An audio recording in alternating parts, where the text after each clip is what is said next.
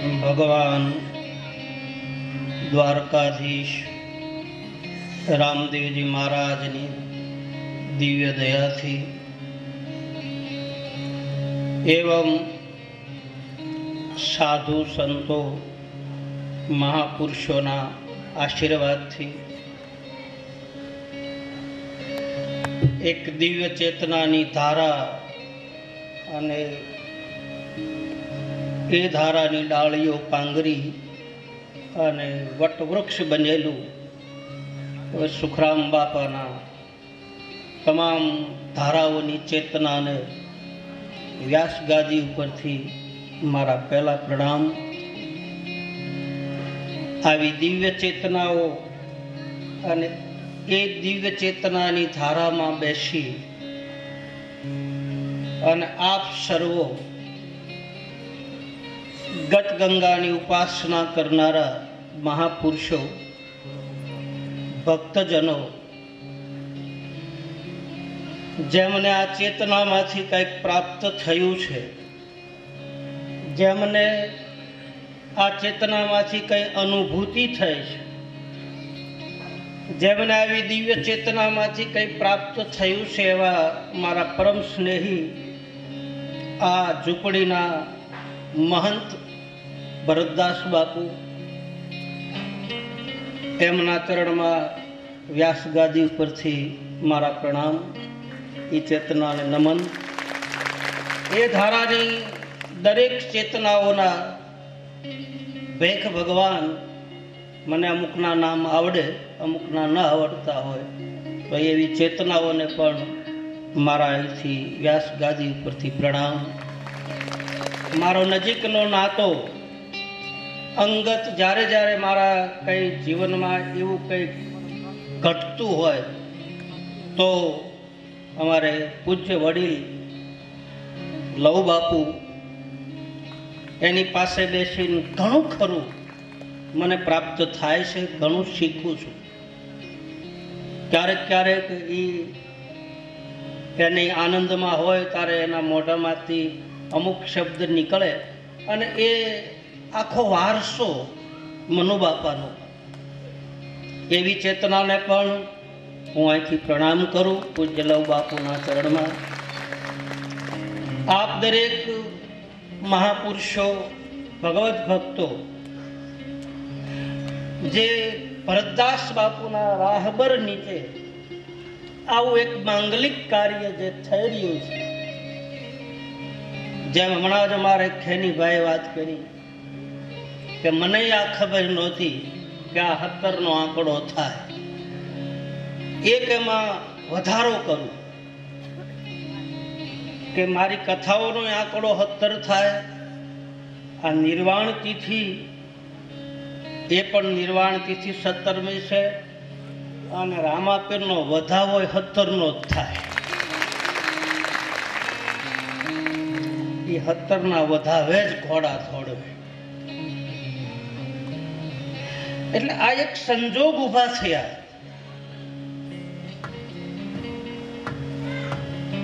એવી આપ ગત ગંગાની ઉપાસના કરનારો, ભક્તિ સ્વરૂપ મારી માતાઓ, વડીલો, ગતની ઉપાસના કરનારા મહાપુરુષો, બધાને વ્યાસગાદી ઉપરથી એક બ્રાહ્મણના નાતે, એક ધર્મના નાતે અહીંથી બધાને જય રામદેવજી મહારાજ, જય નકલંગ, જય અલગથણી. રામદેવ કથા વિશે આપણે શું બોલી શકીએ?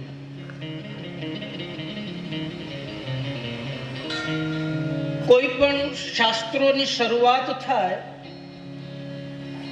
કોઈ પણ ગ્રંથની પધરામણી થાય અથવા તો એની કથા શરૂ થાય, એ પહેલા એના મહાત્મને જાણવું જરૂરી છે કે આ કથાથી શું ફાયદો થાય. પહેલી વાત, કારણ કે વસ્તુ જ્યાં સુધી એનું મૂળ ન જણાય ત્યાં સુધી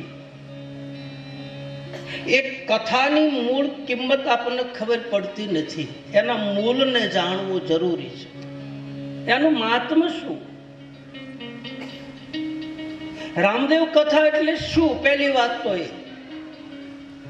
આપ બધા જાણો છો કે આ નિજાર પંથની ધારાના મહાપુરુષો જેટલા થયા પછી 18 વર્ણમાંથી એને આમાં આવી અને શું મેળવ્યું અને મેળવ્યા પછી સમાજને શું આપ્યું,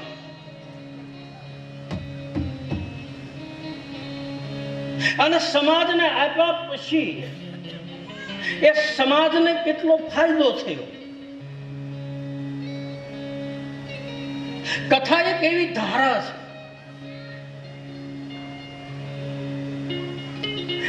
ડોંગરેજી બાપા એમ કહેતા કે કથાનો ઊંધો અક્ષર કરો તો થાક થાય. થાક કથા શબ્દ લખે એનો ઊંધો અક્ષર વાંચો તો થાક થાય. તો પહેલો ફાયદો તો આ કથામાં મને તમને થાક ઉતારવાનો આ મોકો મળ્યો. આ થાકલો ખાવાનું ઠેકાણું. મારે તમારા માથા ઉપર જે વજનની જંજાળો છે, જે વજનની ગાંઠું મારા તમારા ઉપર વળી ગયેલી છે, એ જીવની જંજાળનું ગાંઠું કોણ છોડે? તો કે કોઈ સદગુરુ, કોઈ મહાપુરુષનો હાથ અડી જાય અને એની ગાંઠ છોડી નાખે તો એ ગાંઠું ઉઘડી.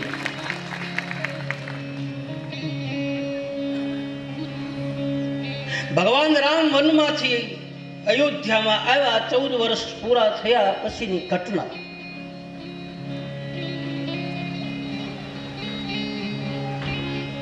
અને ત્યાર પછી બધાને નવા વસ્ત્રો પરિધાન કરાવે, જાનકીજીને સુંદર શણગાર સજાવીને પાટ મહર્ષિ બનાવવાની તૈયારી કરે.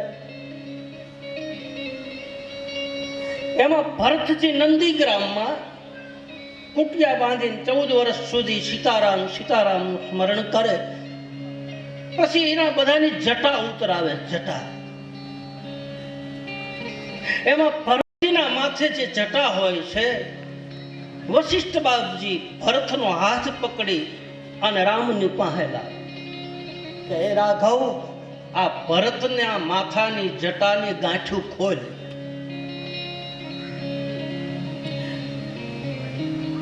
ત્યારે ભગવાન રાઘવ કહે છે, પ્રભુ આ જીવની જંજાળની ગાંઠું તો સદગુરુ જ છોડી શકે, બાકી કોઈની તાકાત નહીં. આ જંજાળની ગાંઠું થાકલો ખાવાનો આ ઠેકાણું છે. આ હરિકથા, રામકથા, શિવકથા, ભગવત કથા, કોઈ પણ કથા હોય, કથા એ મારું તમારો પોરો ખાવાનું ઠેકાણું. આપણી દેહાણી ભાષામાં એમ કહે થાકલો ખાવાનું ઠેકાણું. સારું જાડવું હોય, માથા ઉપર ભારો લઈ અને આપણે ખેતરમાંથી હાલ્યા આવતા હોય, ધોમ તડકો થયો હોય અને એમાં કોઈ આવો સાંયડો ભાળી જાય અને ભારો નીચે મૂકીને હાશ કરીને બેસી જાય અને એ હાશકારો જે નીકળે એ આવી સાયામાં નીકળે, બાકી નીકળે નહીં. હું કોઈ વખાણ નહીં કરતો આ ચેતનાના.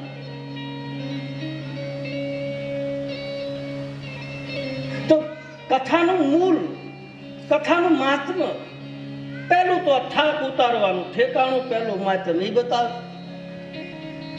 બીજું કે આ સંસારમાં રહી અને જીવ હરિ તરફ કેમ ગતિ કરે, આ સંસારમાં રહી અને આ જીવાત્મા પરમ પદની પ્રાપ્તિ કેમ કરે એ રામદેવ કથામાં બતાવ્યું. જેને જતી અને સતીની ઉપાસના આપે, જેને એની ઉપમા આપે.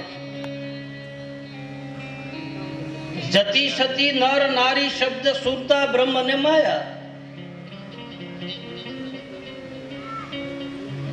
આમાં રહી અને પ્રભુ ભજન કેમ કરવું અને કઈ રીતે મહાપદની પ્રાપ્તિ કરવી એ રામદેવ કથામાં બતાવે. રામદેવ કથાની માલપા જ્ઞાન, ભક્તિ, કર્મ, યોગ, ધ્યાન, ધારણા, સમાધિ, આ તમામ વસ્તુ રામદેવજી મહારાજના જીવન ચરિત્રમાં બતાવે છે. એના એક એક પરસાઓ, એક એક એના દાખલાઓ, એક એક આમ જે લાખા વણજારાનો પ્રસંગ લ્યો કે મેરિયા દરજીનો પ્રસંગ લ્યો કે ડાલીબાઈનો પ્રસંગ લ્યો, એની પાછળ જે છુપાયેલું રહસ્ય જે છે, જે આધ્યાત્મિક માર્ગ બતાવે, જે તત્વજ્ઞાન બતાવે, જે વેદનો નિચોડ બતાવે. રામદેવજી મહારાજની કથા એ 4 વેદનો સાર છે. એટલે જ રામદેવજી મહારાજના અક્ષરો 4 છે. રામદેવ 4 વેદનો નિચોડ છે. આ પવિત્ર ગંગાની ધારા છે, ગતની ધારા જેને કહે છે, ગત ગંગા.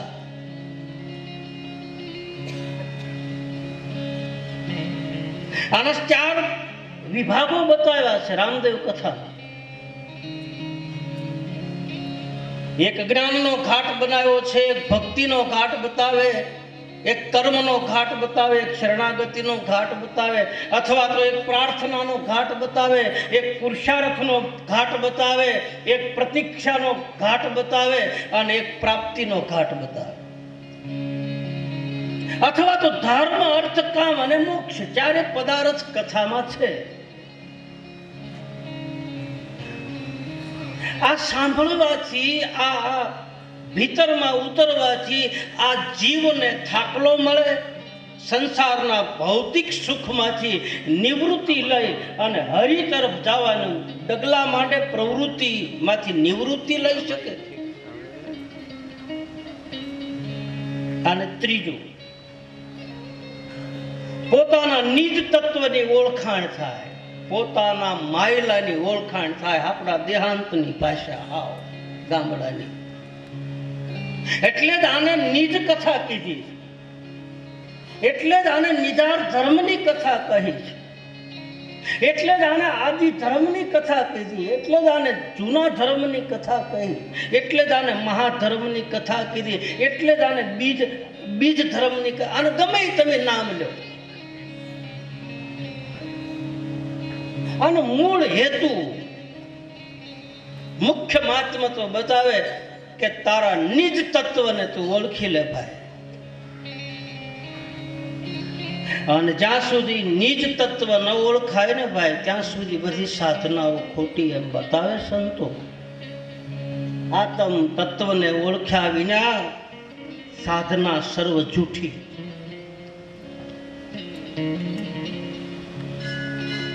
સુખરામ બાપાની ધારામાં સુખરામ બાપાએ નિજ તત્વને ઓળખી અને બીજાને ઓળખાયું, અનુભવ કરાયો. પોતે અનુભવ કર્યો, બીજાને અનુભવ કરાવ્યો અને ઈ ઘરની ઓળખાણ કરાવી. અને ઈ ધારા આમાં બેઠેલા અનેક મહિલાઓને ઓળખાણ કરાવે છે આ ભરતદાસ.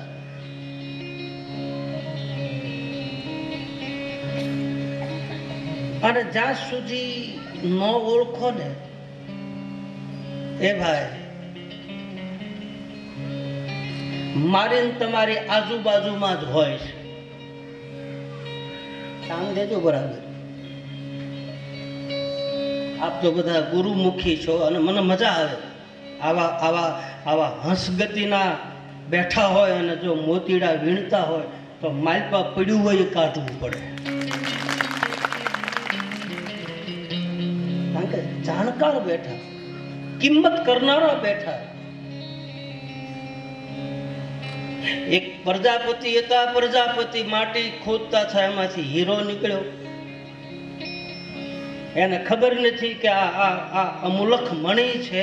એટલે એ પોતે લઈ અને આમ બજારમાં માટી લઈને આવતો હતો. એમાં એક નગર શેઠની દુકાન, હાટડી. અને નગર શેઠે પ્રજાપતિના હાથમાં રહેલો એ મણીને જોઈ લીધો, ઓળખી ગયા. બોલાયો કે ભાઈ આયા, આ પાણો ક્યાંથી લાવ્યો? બોલે આ તો માટી ખોદતો હતો, એમાંથી મને આ અમૂલક આ પથ્થર મળ્યો છે. પ્રજાપતિને ખબર નથી કે આ મોંઘા મૂળની વસ્તુ છે.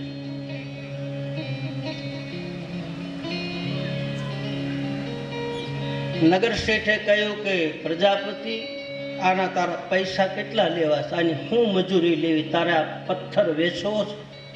બોલે શેઠ પાણાનું શું આવે? બોલે નહીં, માગ એટલા રૂપિયા આપું. બોલે શેઠ મારી મશ્કરી ન કરો. બોલે નહીં, તું ગાંહડી બાંધીને ઉપાડી લે એટલા રૂપિયા તને આપું, તારી મેળાએ ચડાવી લે એટલે. નગર શેઠના કહેવાથી પછેડી પાથરી પ્રજાપતિ મારી પાસે રાણી સિક્કા રૂપિયા નાખ્યા, પોતે ઉપાડે એટલા લઈ લીધા. હીરો હતો એ નગર શેઠે હાથમાં લીધો. જોજો, ધ્યાન દેજો બરાબર, આ વાતનો સાર અહીંયા પીડ્યો છે.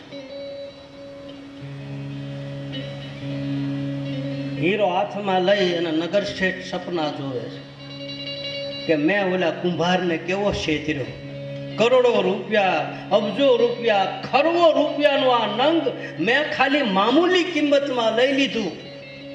અને આમ હથેળીમાં આમ જોવે છે, એમાં હાથમાં ધ્રુજાટ આવ્યો, હથેળીમાંથી હીરો પડી ગયો અને લાદી ઉપર પડ્યો ને હીરાના બે ભાગ થઈ ગયા.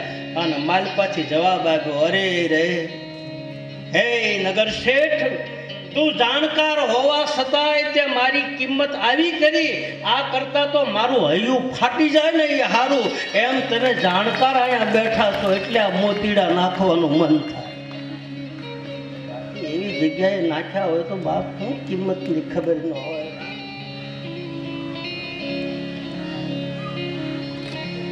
રામદેવજી મહારાજની કથા તો એ ભાઈ ધર્મ, અર્થ, કામ અને મોક્ષ આવા ચારે પદાર્થની કથા છે. નિજ તત્વને ઓળખવાની કથા છે.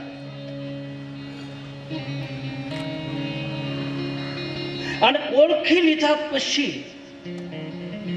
આ જીવને કાંઈ કરવાનું રહેતું નથી. સાંભળજો એ ભાઈ, મારે ભાઈ કહેવાની ટેવ છે વધારે કથામાં. દરેક કથામાં મારે ભાઈ શબ્દ આવે.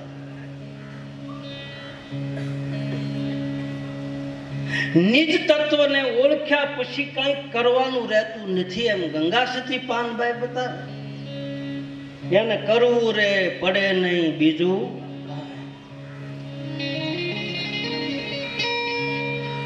એને પછી ચારે પદાર્થ એના ચરણમાં હોય. અષ્ટ સિદ્ધિ નવ નિધિ એના ચરણમાં આવે. આપણે સિદ્ધિમાં નથી જવું, આપણે ભૌતિક સંપત્તિમાં નથી જવું. આપણે તો આપણા માયલાને શાંતિ મળે એવું કંઈક ગોતવું છે. આપણા ભીતરમાં જે માલપા ઉકળાટ છે ને, ઉકળાટ, માલપાનો બફારો આ તો છે જ. આ તમે પંખો ચાલુ કરો તો બફારો વયો જાય, પણ માલપાનો બફારો, માલપાની જે બળતરા છે એ માલપાથી નિરાશ નથી. એનું હું છે, કોઈને નિરાશ થાશું કહેજો, અમારે નથી ને તમારે નહીં. તમે એમ ન માનતા અમાય નિરાશ, નારે ના પૂછો બાપુ. એવી ચેતનાઓ, એવા મહાપુરુષોની ઉપાધિ અને આપણી ઉપાધિમાં બહુ ફેર છે ભાઈ. બોલો. તો રામદેવજી મહારાજની કથા એ એક ભીતરના તત્વને ઓળખવાની કથા છે. ચોથું, રામદેવજી મહારાજની કથા એક શરણાગતિની કથા છે. અને શરણાગતિ કોઈની સ્વીકારી લીધા પછી અધિકાર પ્રાપ્ત થાય. જ્યાં સુધી શરણાગતિ સ્વીકારી ન હોય ત્યાં સુધી અધિકાર પણ મળતું નથી. અધિકાર એટલે લાયકાત થાય, અધિકાર એટલે પ્રમાણપત્ર થાય. સદગુરુએ સહી કરી પ્રેમ જ્યોત પ્રકાશી. અધિકારી એટલે સદગુરુ મારી પાસે સાઇન કરી દે, એ પ્રમાણપત્ર આપે. અને એને જે સહી કરેલી હોય અને એને પ્રમાણપત્ર આપેલું હોય ને, એ કોઈ દિવસ ક્યાંય પાછું નથી. એ પછી હોમાં હોપટ નીકળે. ભલે પછી સદગુરુ કોઈ પણ ધારાનો હોય, નિજાર પંથની ધારાના હોય તો એ ભલે કોઈ પણ પંથના હોય, પણ એ જ્યારે હાસા હૃદયથી મારી પાસે સહી કરી દે પછી એને અધિકાર પણ મળે. ત્યાં સુધી અધિકાર પણ મળતું નથી. એ સદગુરુ શરણના બની જાવને અધિકારી પાનવા કરવું પડે નહીં બીજું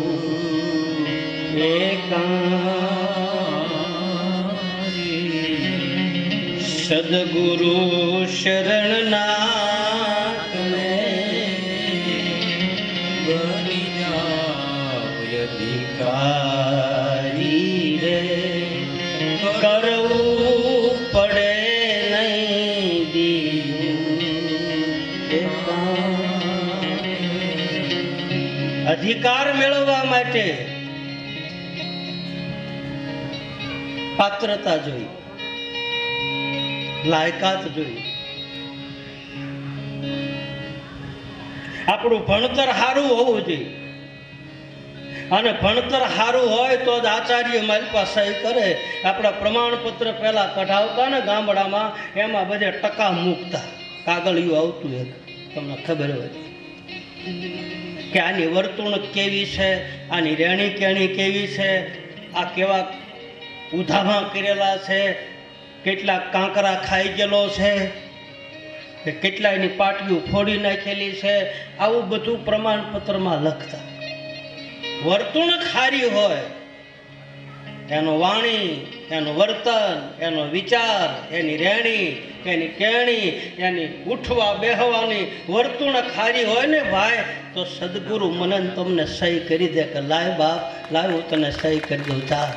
જેને બેહતા આવડે,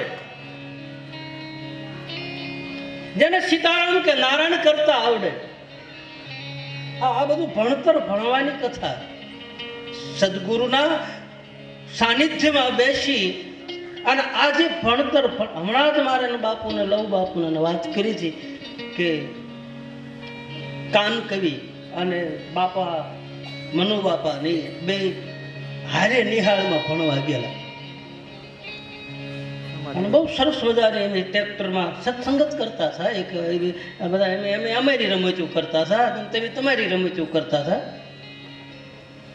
તમે કુંડાળે પડ્યા, એમ ટ્રેક્ટરમાં કુંડાળે જ પડ્યા છે, કારણ કે 2.5 કલાક થઈ. એમ પછી રમણીયા ચડ્યા, પછી તો આમાં એમ ચીઠીઓ દેવા માંડ્યા, કાગળિયા છે મારી પાસે. હમણાં જ લવ બાપુએ મને વાત કરી, મને કે બાપુ આવી રીતનું મનુ બાપા અને કાન બાપા એ બે હારે ભણવા બેઠેલા. અને પછી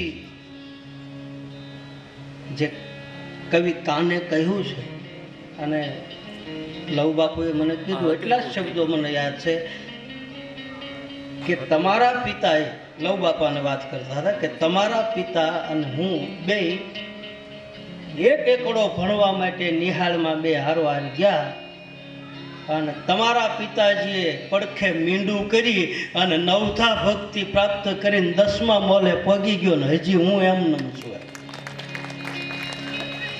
આ ભણતર હજી હું એકડો ઘૂંટું છું. આ ભણતર ભણવાની આ નિહાળ છે. અને જેને એકડો આવડી જાય ને ભાઈ, આ એક સમજો જૂના એકડા એકડે રેક ભણવાની રાખો ટેવ. એકડો આવડી જાય એટલે બગડો આવડે, બગડો આવડે એટલે તગડો આવડે, તગડો આવડે એટલે સોગડો આવડે, અને સોગડો આવડે પછી દહેજ હોય આવડે. પહેલા તો એકડો ઘૂંટાવવો પડે, હાથમાં કાંકરો લઈ અને આ ઘૂંટાવે. એકડો આવડી ગયા પછી હોય એકડા આવડી જાય. પછી એની પડખે તમે મીંડું એક લગાડો ને તો 10 થાય, એની પડખે બીજું મીંડું લગાડો તો 100 થાય. એમને મીંડા જ વધારવાના રહે. પહેલાં તો એકડો શીખવાનો છે. આ એકડામાં જ માથાકૂટ છે. પહેલું અગડિયું બગડિયું કે આપણા ગામડામાં એકડિયા બેકડિયા પડે.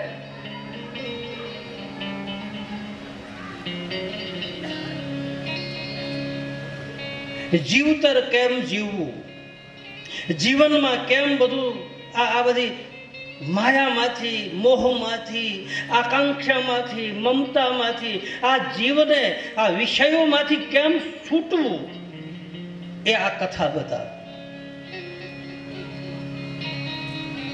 આસક્તિ, મોહ બહુ કઠિન છે, નથી છોડાતું. ત્યાગ, વૈરાગ, જ્ઞાન, ભક્તિ, કર્મ, ઉપાસના. રામદેવ કથાની મારી પાસે બધી ધારાઓ છે. રામદેવજી મહારાજના જે નિજાર પંથની ધારામાં જે મહાપુરુષો થયા ને ગત ગંગા, એ કોઈ કર્મના સિદ્ધાંતને માનવા વાળા હતા, કોઈ યોગના સિદ્ધાંતને માનવા વાળા હતા, કોઈ ધ્યાનના સિદ્ધાંતને માનવા વાળા હતા, કોઈ ભક્તિના સિદ્ધાંતને માનવા વાળા હતા. આ ગત આખી ગંગા જે છે ગત, એ ગતની માલપા કોઈ નિજ તત્વને માનનારા હતા, કોઈ સગુણ ઉપાસના કરનારા હતા અને કોઈ નિર્ગુણ ઉપાસના કરનારા હતા. આ બધી ગત ભેગી થઈ.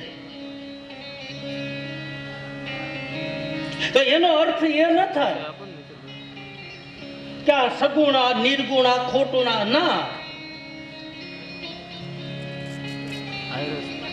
અમુક મહાપુરુષો નિજાર પંથમાં જે થયા છે એ નિર્ગુણ બ્રહ્મને માનનારા પુરુષો છે.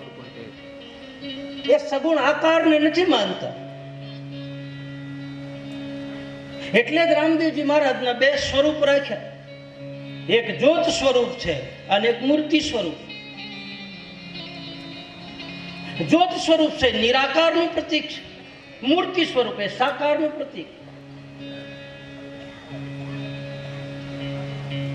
તમારે કોઈ પણ વસ્તુ તમારે, તમે બધા અમુક ભણેલા આ બિલ્ડરો છે, અમુક મકાનનું બાંધકામ કરતા હોય, એના બધાને ખ્યાલ હોય કે પ્રથમ તો તમારે જમીન જોયા પછી એનો આકાર, એનો પ્લાન બનાવવો પડે કે ન બનાવવો પડે.